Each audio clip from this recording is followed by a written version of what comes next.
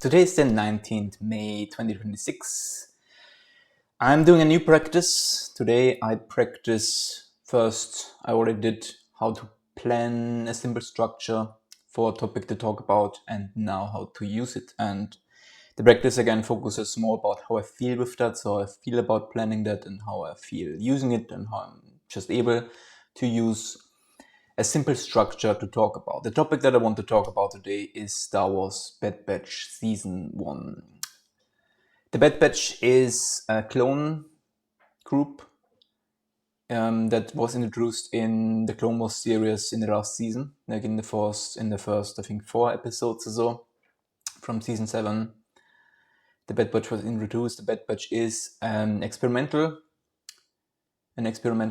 clone group consistent out of Hunter, of Tech, of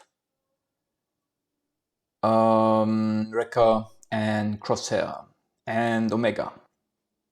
Omega only joins in the Bad Batch Season 1, and in the Clone Wars also Echo joins the Bad Batch.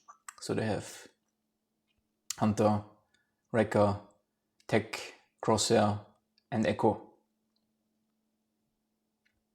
as a group, and they are a very effective group. They are genetically manipulated to have strengths. So Hunter has extremely capable senses, so he's very good in tracking, and he even can feel electromagnetic fields. So he can feel power sources across the planet and stuff like that, like facilities underground, such things, and he's extremely good at tracking and just being aware if they are watched or followed, or if someone's coming, stuff like that. Tech is very smart and very good with like technology and stuff like that. So he's the everything with technology and especially with hacking and intelligence, stuff like that. Crosshair is a sniper, so he is well-known sniper, and Wrecker is like he's like very strong and is the explosive expert in the group. And Echo was like a comrade of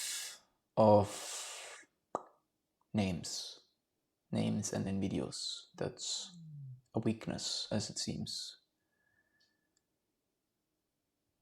Captain Rex, he was Echo. He thought that he was dead in like the Citadel, the rescue on the Citadel in the Clone Wars, and he was actually rescued in the Clone Wars in the last season when the Bad Batch was introduced. They helped rescuing Echo, and he was captured by the Techno Union and was kind of manipulated and built into like a cyborg and like abused to help the Separatists break the strategies of the Republic Army.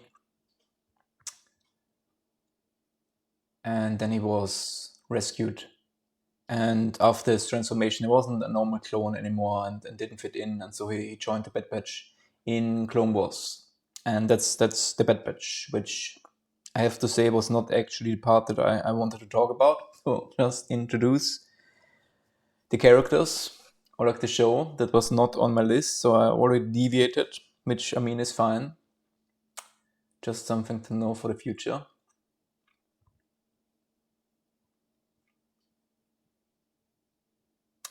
So I just in general, before I go back to my structure, I would just want to talk about the Bad Batch series in general. I really love the Bad Batch series. It's an amazing show. It's one of my favorite animated Star Wars shows. It's a continuation again of the Clone Wars very much. In many ways, it follows the Bad Batch group, and it starts with actually Order 6. It starts before it.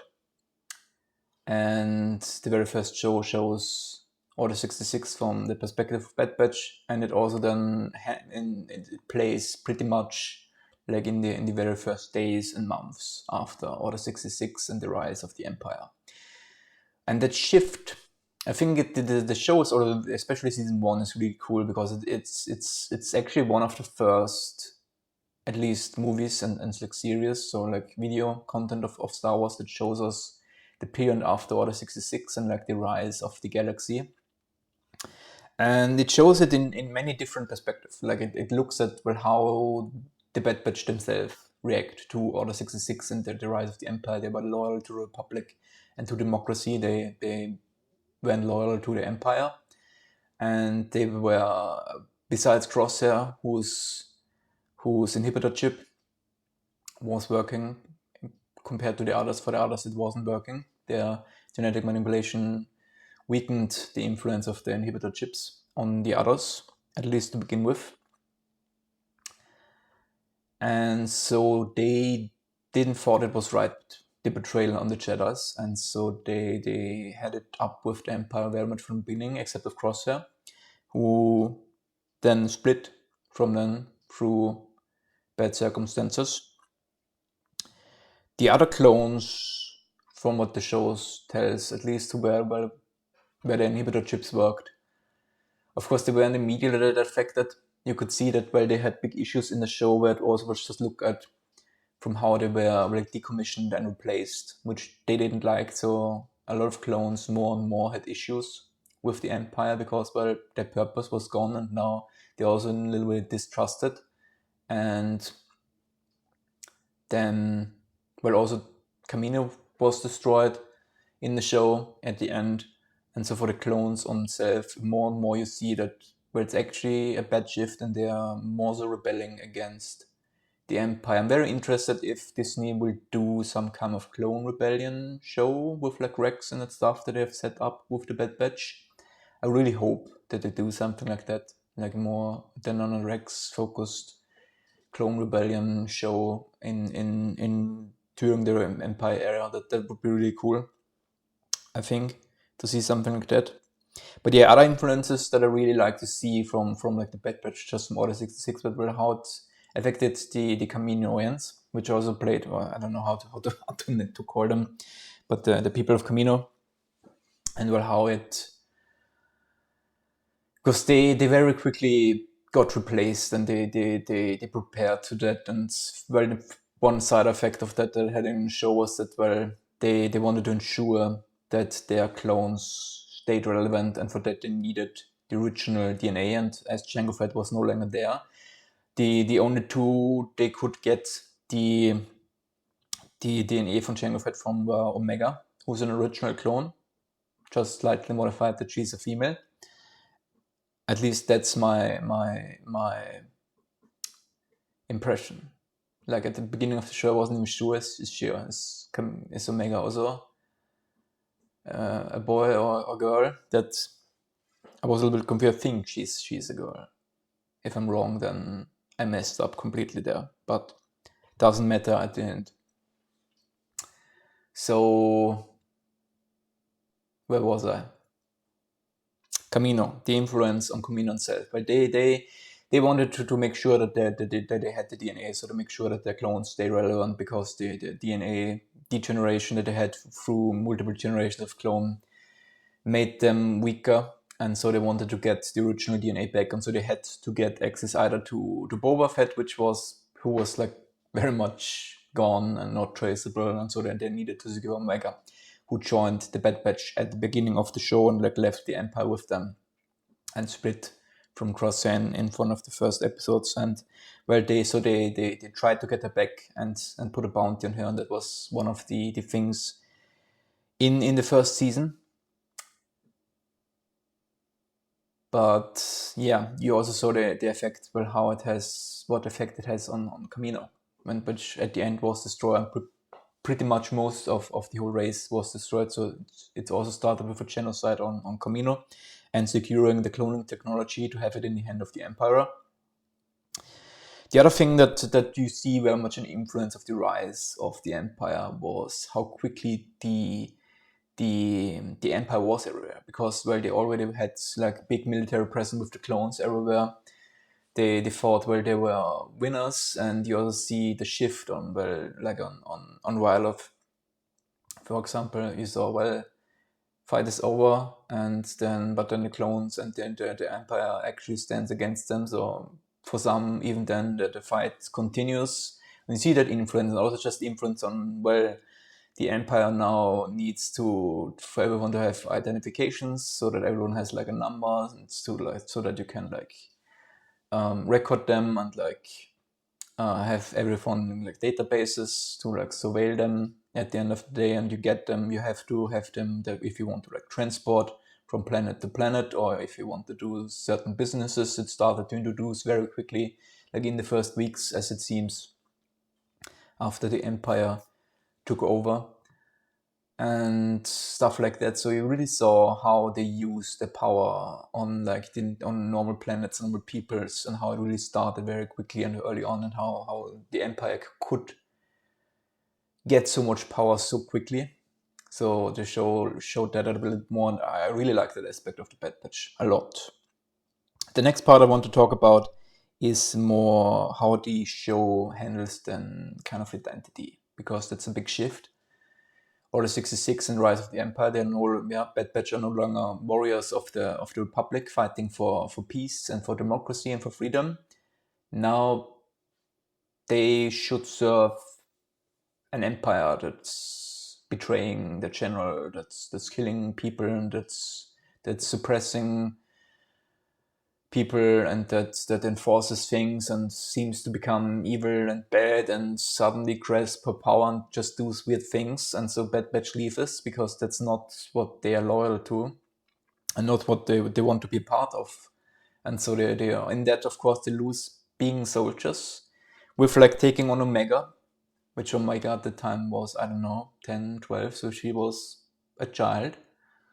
I mean, the other of the Bad Batch were actually younger than her, but through their genetics, they were physically and also in ways mentally. I mean, the clones, how mentally they're actually adults is debatable, but at least the structure of their brains is that of an adult, so they are more adult even if they are actually young and have less experience than Omega has. But well, of course, the experience is also in a way accelerated through a lot of practice and stuff like that. But yeah, so they have a child, so now they have to transform from being soldiers and just having support from like the state to being on the run and being hunted and having to hide, and also having a child and becoming more of a family, less of just like soldiers in a military group, more of a family. I mean, they stay very much with the squad because that's what they know, that the military squad structure, but they more and more have to become a family and care for a child and do what's best for a child in that situation. That's a big part of it. And they have to confront their former enemies, like separatists, like they now are kind of on the same side, both against the Empire, so they have to deal with their ideology about that and what it means in that war, what they had done before, how the shift of Order 66 and the rise of the Empire, what's that means in an ideology and a belief, like who's good and who's bad. If my enemies now need my help and I'm helping them and they are kind of on my side now and they want the same as we do, what does this mean, what we have done maybe before? That's not something that they brought up, but it's kind of also what lies in the show a little bit, and with their like struggles and their identity change that the Bad Batch had to go through. And they are not ready to fight the Empire. They don't directly want to go in rebellion because they very much prioritize safety and care and staying hidden for Omega. But they also now they're not supported any longer through the Republic Army, so they have to stay on their own. So they become more mercenaries, and for that also they try to be more on the good side and like help others. So we have a lot of shows, a lot of series where they help others, like they're helping Hera, meeting old or characters when they are younger. They are helping separatists, as I said. They are helping Sid, they're like mercenary mission giver. They are helping Rex with rescuing Gregor, where then Hunter got captured, which then led to them being on Kamino when it was destroyed, and meeting up there with like Crosshair again to have the big season finale, which was a really great finale. I really liked the whole story arc of the show. It was very well paced. It has a lot of character development, also just in the dynamics in the Bad Batch, in the groups and the different characters, and also the dynamics between the group and Crosshair. So with that, we're actually coming to the last point that I want to talk about, which are the more like the group dynamics and the social dynamics, so the dynamics between the characters in the Bad Batch and also in Crosshair. There's a big theme of like first wanting to help Omega, wanting to help Crosshair, who's at the start betraying them, but they also have to leave him. Then Ed Camino can't take them with them and try to help them with like the inhibitor chips, which they kind of know about, but also not that really at the beginning. So it very much looks like Crosshair appears. They was also not in that situation a chance to like rescue Crosshair and like bring him aboard, like stun him and take them with them. So to stay loyal, which Crosshair then very much have not forgiven them for that kind of betrayal, that they left him kind of behind, even if he for them betrayed them first with like this following orders and like trying to execute Order 66 and even like hunting them and shooting at them at the beginning. It split the group, and that's also very interesting, just on how it's a very interesting effect, because it brings a very interesting dynamic in that group, but it also allows us to see the effects of Order 66 from both perspectives, like from the perspective of like Crosshair, who stays with the Empire, and he is like enforced by the inhibitor chip and like to stay loyal with the Empire and thinks, well, that's all just fine, I'm on the right side. They have betrayed, the Jedi have betrayed us, we had to kill them, we just followed orders. So like the loyalists who stayed like on the Empire side, and the Bad Batch who, no, that's wrong, this is not what we signed up for, we don't want to be with this, we're leaving, we're defecting, let's get out of here. This is just bad and wrong. So it allows us to, through parts of the same group, which on Cross is just one, but still give us these both perspectives, which I found really interesting and which are getting even stronger in the later seasons in a way. But that was a very interesting aspect, very well written and done and showed in season 1. And then of course it's very much the caring of Omega. A lot of the first seasons very much about the Bad Batch learn, okay, do you now have a child? They first wanted to try to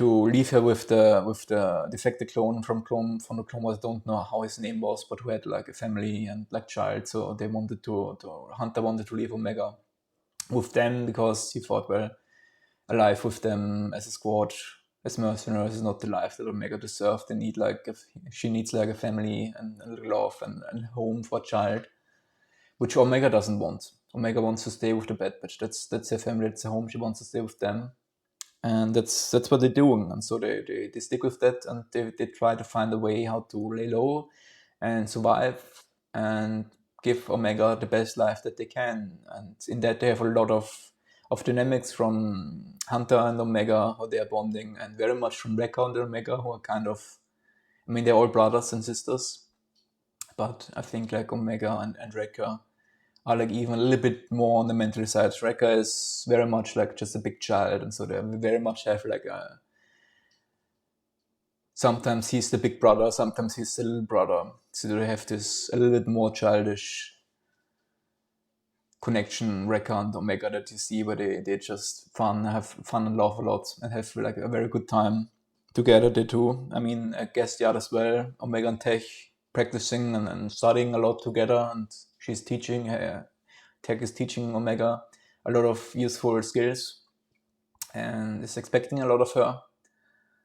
But even in the first season, you see a lot of just training and caring and nurturing and bonding between the group, which is very well written, very well shown. I really like that also about the show. Then I think the other aspects that in parts are for the Corbett is like loyalty, which for loyalty from the Bad Batch to Omega, the loyalty between them, and loyalty has to have values. That's like also kind of what the Bad Batch has. Like you can't just be loyal. That's like my army, my government. But if they betray the values that I stand for, we're not loyal to them. We're loyal to the values. We're loyal to what we respect. There's no loyalty without respect. That's like one part of that. And the whole Bad Batch, all of the seasons play on the aspect of loyalty a lot, and I think they do a really good job with that. The other aspects, and the last thing I want to talk about, is more like the importance of that show when it comes to forgiveness. Like Omega, really much at the beginning when they were captured just on Kamino, and the first, I think it was the second episode or maybe the first, I don't know. And they were in prison and trying to escape. And Omega talked to Crosser before he was let out and had his inhibitor chip increased in power. She kind of already told him he can't help him. He will betray. She knew she will betray them because he had to. His inhibitor chip will just force him to.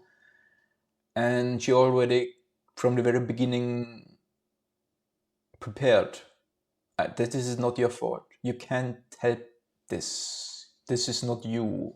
I forgive you. It's okay. The show already starts from the very beginning with forgiveness from Omega. And then, of course, the big thing is, I think season 1 with its finale is at least a little bit forgiveness of like the then core Bad Batch group to Crosshair. But in season 1, Crosshair doesn't forgive the rest of them. I mean, Omega, sure, like they don't have an issue, but Crosshair doesn't forgive Hunter, Tech, and Wrecker yet. That's something for next seasons. But forgiveness always has to go both ways. Like also as loyalty. Those are one of the two big themes in the season, and there are so many good things in the Bad Batch and just in the season 1. So I can't even talk about all of it. And I will leave it here. That was my plan, what I wanted to talk about. Not the best structure to talk about it, I think. So, yeah. But first try. Let's do it better next time. Let's see what I can do with it.